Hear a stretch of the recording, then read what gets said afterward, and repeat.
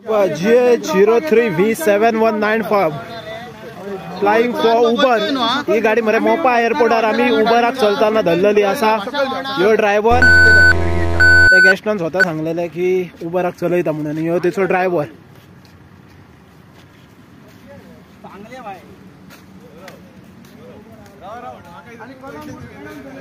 आणि खंयच्या तरी कलंगूट स्टँडाक आहा म्हणटा तो, मातशे मरे नोट करपाची ही गाडी।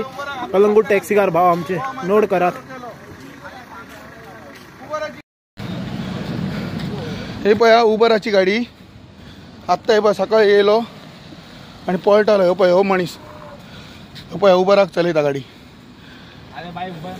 ना कितें कोणाक सांगता तू? ही पळय ही गाडी 03 तुझी उबर नसल्यावर तू कित्याक गाडी पळलो कित्याक तर तू पळलो कित्याक तर पळलो कित्याक तर तू पळलो कित्याक तर तू? अरे गेस्टा हायन पळयले गेस्टा कडेन, तू सांगो नाका रे, तू सांगो नाका रे। ते गेस्टान हायन पळयले तुझे फोटो बीन, तू कोणाक सांगता? नंबर ना पळोवया न्हू कितें ते।